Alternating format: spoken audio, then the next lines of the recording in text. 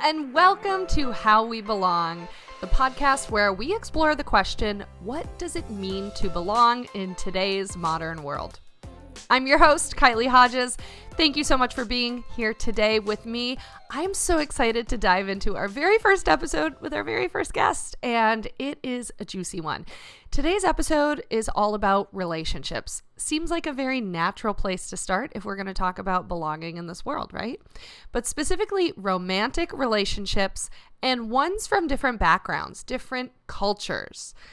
My guest is someone who is perfect for this topic. I consider her, she is a colleague, but I also consider her a friend, and I really respect her.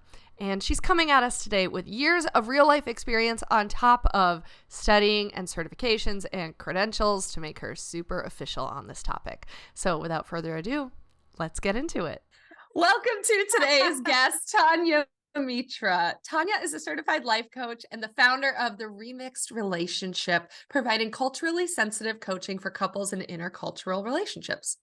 As an Indian, Canadian, American, divorced and repartnered mom of 2, stepmom of 4, and with 27 plus years of lived experience in interracial and blended families, she understands the significant impact of cultural conditioning and external pressure that impact intercultural relationships beyond the typical relationship problems. Tanya uses a unique hybrid individual and couples synchronous coaching approach, working with clients to find a deeper connection with first themselves and then their partner, with the goal of honoring their individual identities while overcoming relationship struggles and finding their way back to home. Woo! Tanya lives with her partner, son, daughter, and very adorable puppy in Houston, Texas. Welcome, Tanya Mitra. Thank you so much, Kylie. I'm so excited to be here and to chat with you. Thanks for that intro. That was meaty. And I have a lot of the words, a lot of the language that you use in your intro, I have a lot of questions about. And the whole purpose of this podcast is just to explore what belonging looks like in very specific situations and communities. And I thought you were the perfect person to talk to about this. And while I am in an interracial marriage, it has never occurred to me to use the word intercultural. So I was wondering if you could define what is an intercultural relationship. Sure. An intercultural relationship actually goes beyond just an interracial or interfaith relationship, right? So if we look at culture, it's really a sort of a societal construct, right? So we're talking about shared values, shared traditions, shared language, often shared food. So culture often goes beyond race, ethnicity, and definitely beyond faith. So you can be of the same race and ethnicity, for example, but actually have very different cultural conditioning or different ways that you were raised culturally. So an intercultural relationship is one in which the two parties are just coming from diverse backgrounds and having to reconcile not only, the regular stuff that happens in relationships, but some of those cultural differences and how they are affecting them individually. And then, in turn, how that's affecting the relationship. So what makes intercultural relationships unique that they would need specific attention with your support rather than just relationships? Because all relationships are complex. No one is alike. Absolutely. What I find is that when people are in an intercultural relationship, there are some added layers, often of external expectation. Sometimes, oftentimes, that looks like family expectation on the couple. It looks like particular cultural conditioning based on, how they were raised, the environment that they were raised. So what I like to look at as intersection. So all of the different factors that raised us, right? Sort of our race, our gender identification, our socioeconomic position, and how we have perceived that. So all of those factors combined make us into a very obviously unique person with a unique lived experience. So a lot of those things are culturally conditioned into us. And if we don't reconcile some of that, so for example, you can have somebody who comes from a collectivist culture, as I do, for example, Indian culture or Eastern culture is what we call collectivist, in which basically the goal of the group is always prefer to prioritize over the goals of the individual, right? But Oh, Western wow. society, yes. So Western society, for example, is an individualist society, right? Yeah. Where Yeah. we're really taught about self-sufficiency, autonomy, independence. And so when you're putting two people from one from an individualist culture and one from a collectivist culture together, you'll see so many different layered and textured nuances that go beyond just regular relationship stuff. So I've never heard that term collectivist before, probably Hmm. because I did not grow up in a collectivist culture. Um, but it's really interesting to hear the thing that came up for me when you started explaining that was like, what about those first gen kids who come from families who have cultures that are collectivist, but they're living in an individual society like here in America?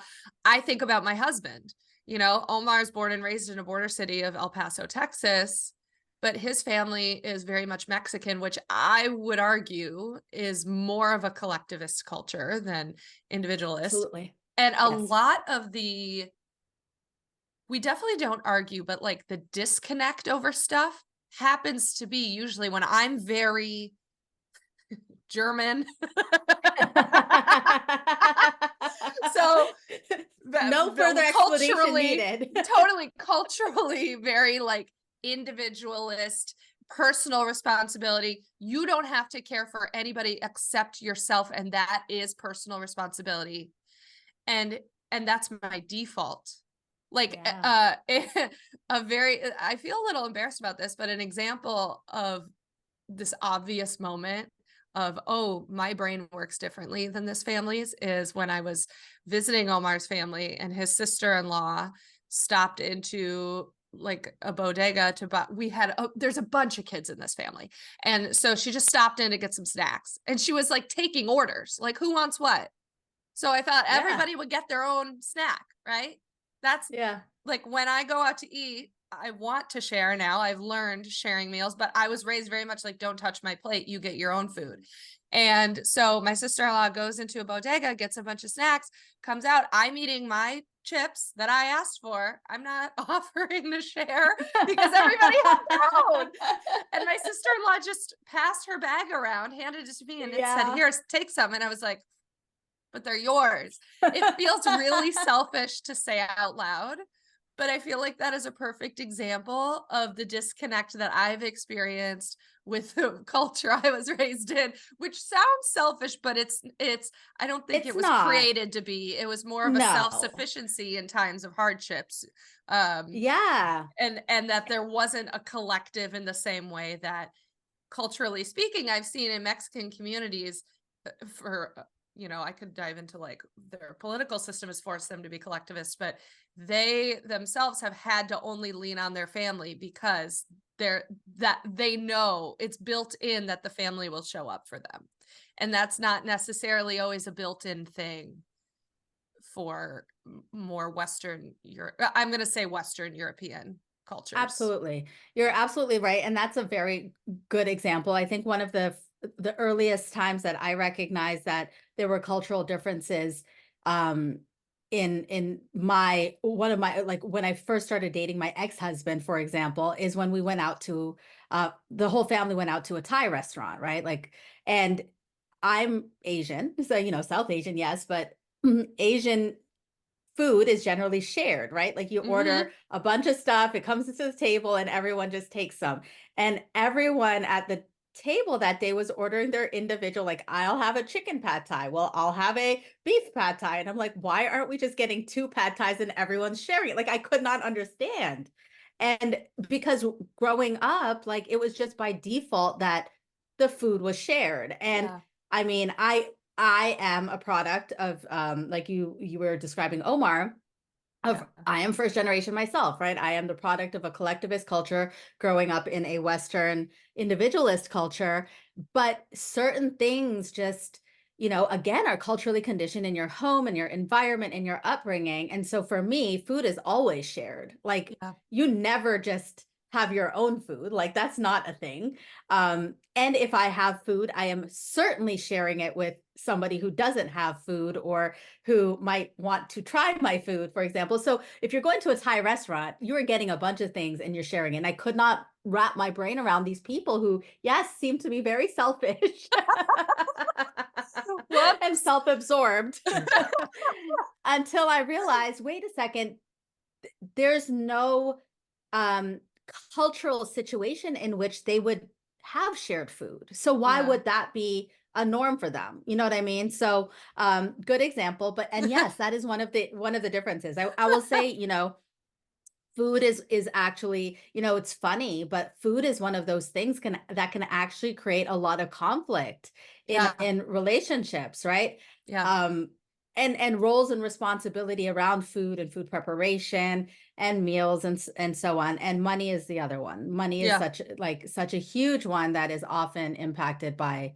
people's, cultural conditioning and how they were raised. And that goes for, yeah, people who are in all relationships, but it can be really much more nuanced when you're dealing with things like a collectivist culture and an individual culture.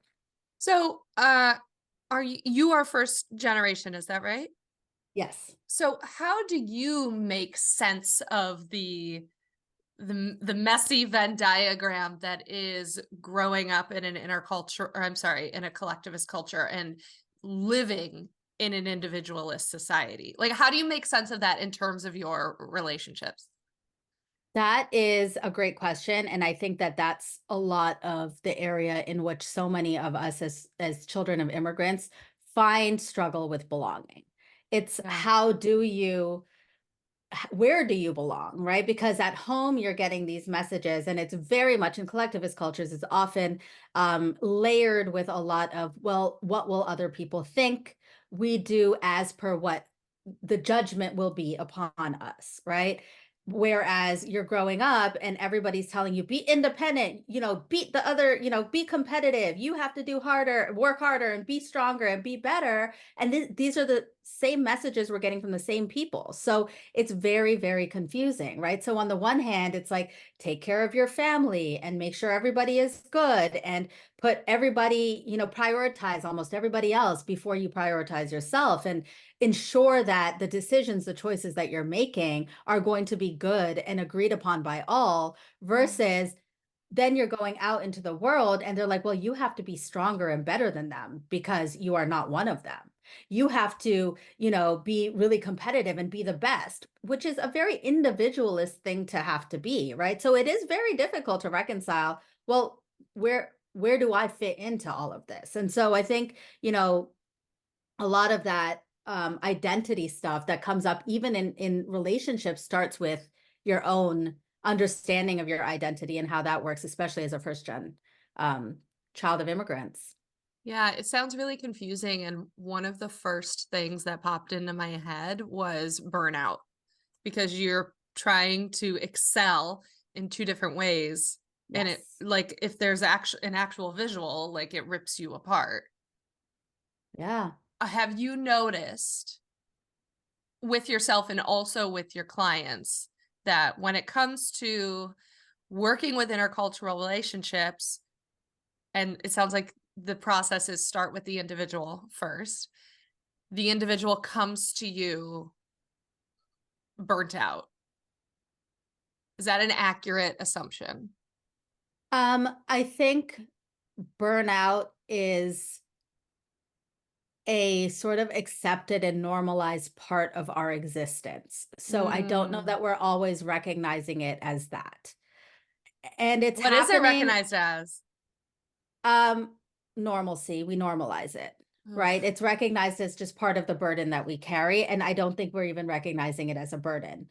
So a lot of my clients come with high levels of anxiety, a lot of sort of identity dissonance, like they don't really know who they are, where they belong. There's a lot of outward measures of success rather than internal, sort of awareness of what success really is. And so they're carrying this around and they are tired.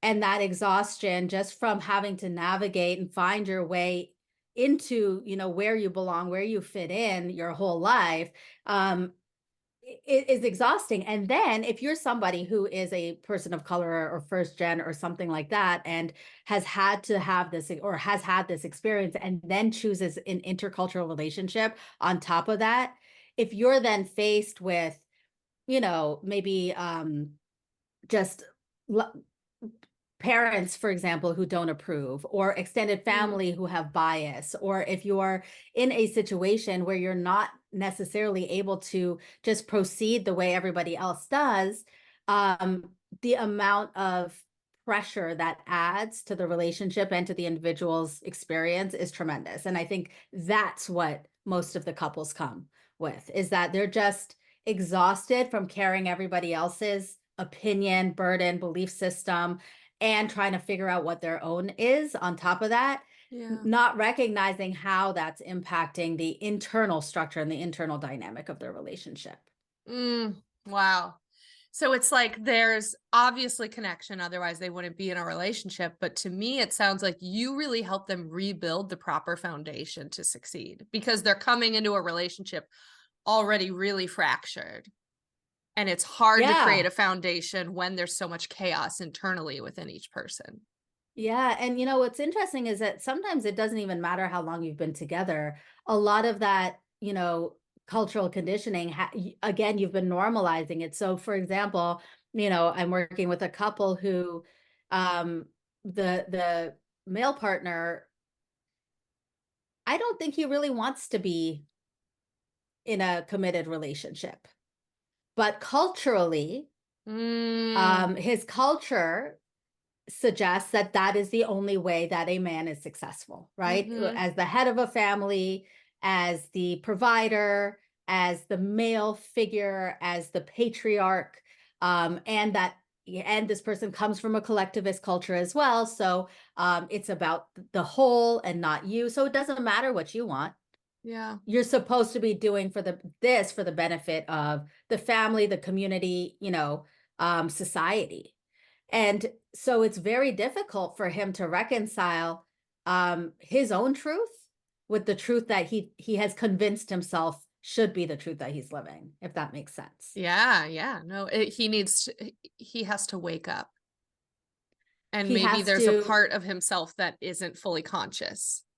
yes, and very uncomfortable with accepting his own reality, his own Mhm. truth, because it's so far different than what is expected of him culturally. And this Yeah. is a grown man. We're not talking about a very young man who is new in the relationship. He's been married, he's been divorced, he is now repartnered, and has been seeking this iteration of what he's supposed to create as, again, a man in a collectivist structure, but that's not who he is fundamentally himself, right? That's not what he actually wants. So trying to reconcile those two parts of himself and find a way forward is really, really difficult.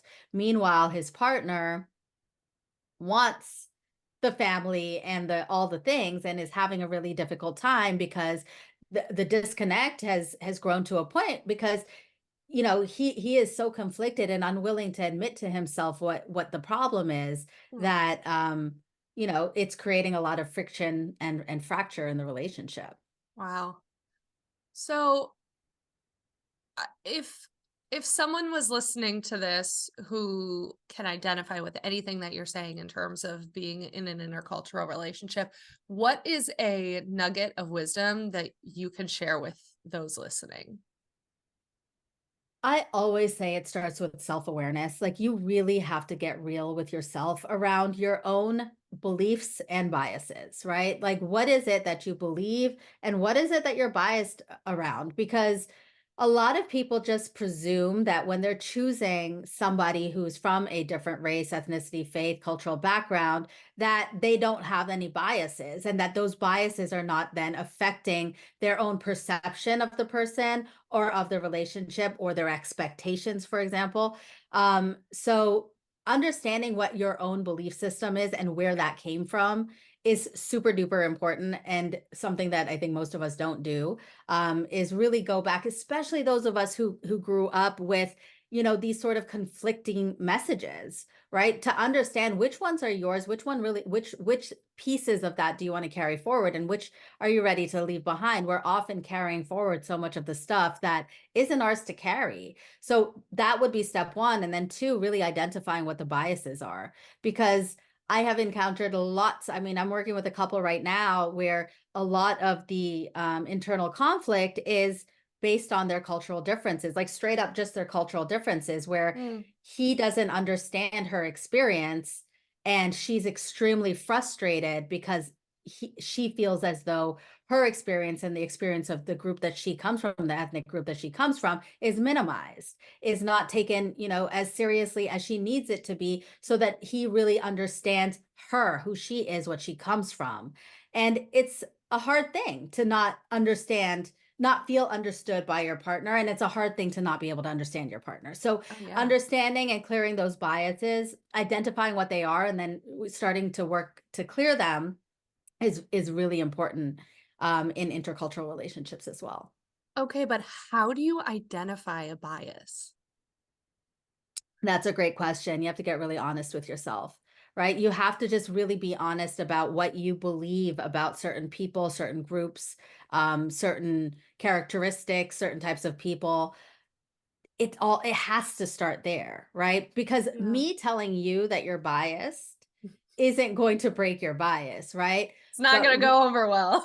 No, it's not really going to work out so well, right?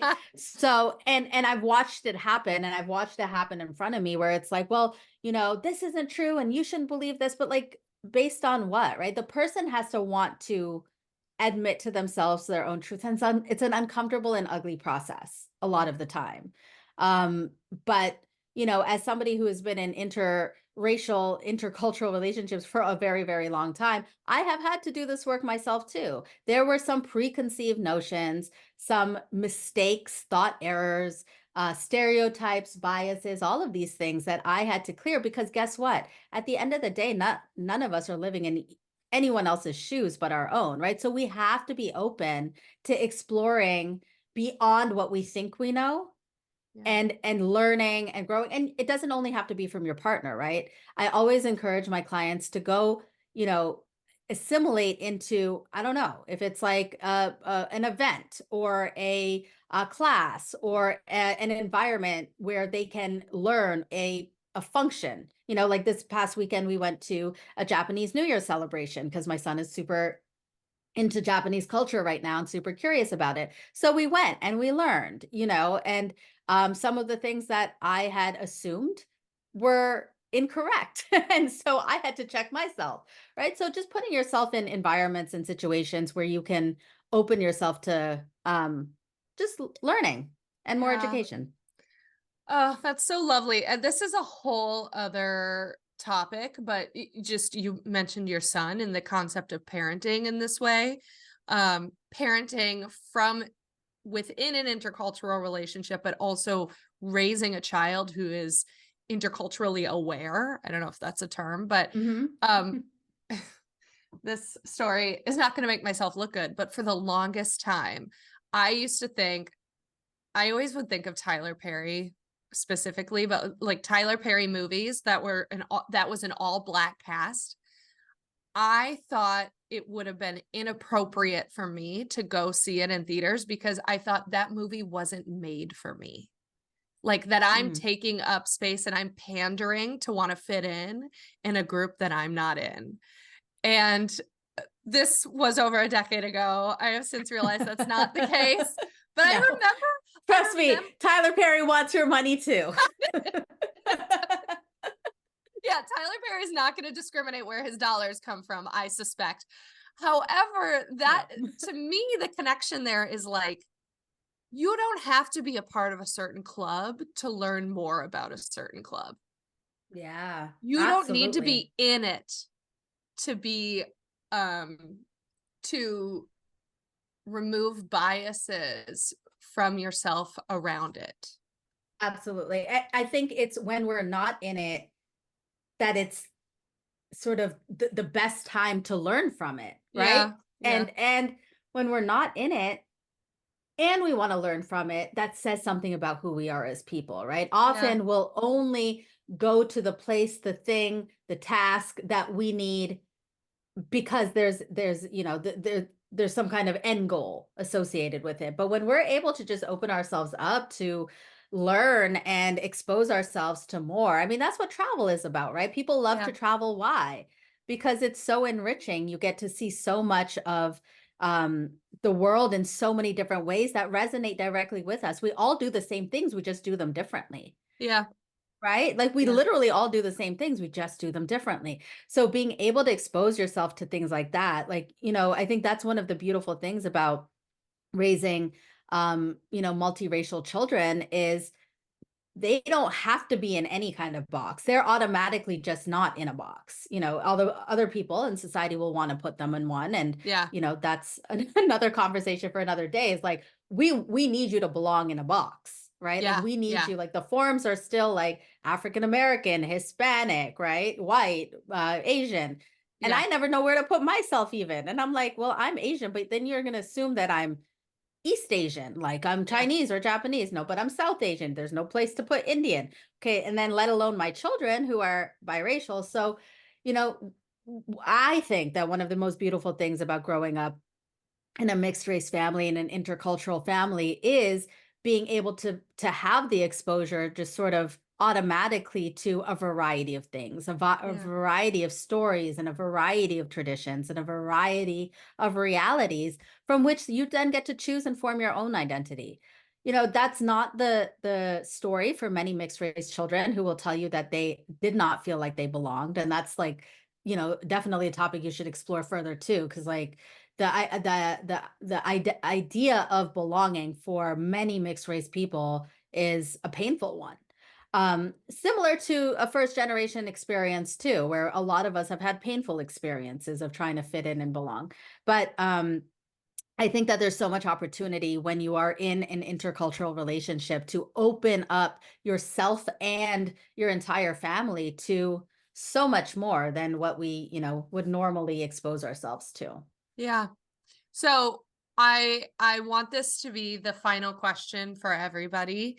And maybe it should be the first. I don't know. But it's what does belonging look like in an intercultural relationship?